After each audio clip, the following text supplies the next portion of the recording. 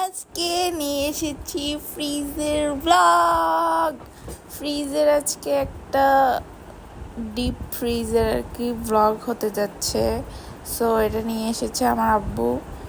এটা এখন আমরা থুবো, কোথায় থুবো জানি না, পরে ডিসাইড করেছি যে এটা আমরা পিছনে আমাদের একটা রুম আছে, স্টোর রুম টাইপের, ওখানে থুবো। কারণ আমাদের বাসা অনেক ছোট এবং এতই ছোট আর এত ফালতু জিনিস দিয়ে ভরা যে প্রয়োজনীয় জিনিস রাখার জায়গাই নেই, একদমই জায়গা নেই। তো এটা আমাদের বাগান, এটা নিয়ে একটা ব্লগ করব পরে। উপরে ছাদ আছে, তো সেই জন্য বাধ্য হয়ে পিছের এই নোংরা ঘরে রাখা লাগে। নোংরা না, অনেক পরিষ্কার। দেখুন, এটা আমাদের বাসার মতোই পরিষ্কার, বাট নিচে একটু ভালো না। যাই হোক, এটা স্টোর রুম, এর যে আর কত ভালো হবে, পরিষ্কারই আছে। এখানে মূলত রাখা হবে আমাদের ফ্রিজ, ডিপ ফ্রিজ। সো এটাই জায়গা করতেছে ওখানে। আর এই যে পেঁয়াজ, আর এখান থেকে অনেক সুন্দর একটা দৃশ্য দেখা যায়, গ্রামীণ দৃশ্য। তো আমার আম্মু ওই জায়গাটাকে পরিষ্কার করবে, যে আমাদের বাসা, পিছেই আমাদের বাসা। তো এটা যখনই ব্লগ শুনে আমার বোন আসে পড়েছে সেজে গুজে নিজের থোবরা দেখাতে।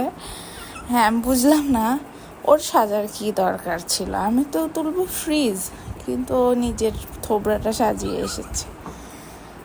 তো এই যে আমরা সবাই মিলে এটা আনবক্সিং করতেছি। নতুন জিনিস আনবক্সিং করতে আমার খুবই ভালো লাগে, সেটা যেই জিনিসই হোক, ড্রেস হোক, ইভেন কোনো চকলেট হোক, যেটাই হোক।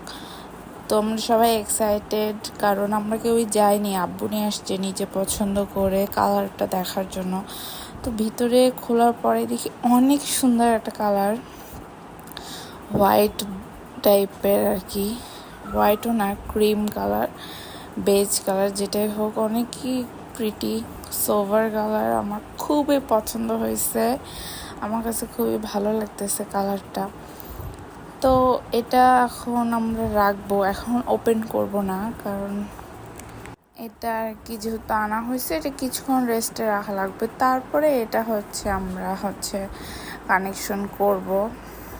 যাই হোক, ভিতরে দেখতেছি অনেক সুন্দর ছিল। আমার বোন এখানেও চলে আসছে নিজের থোপড়া দেখানোর জন্য। তো এই যে আমাদের ফ্রিজ। সবাইকে অনেক অনেক থ্যাঙ্কস আমার এই ফালতু ভিডিও দেখার জন্য।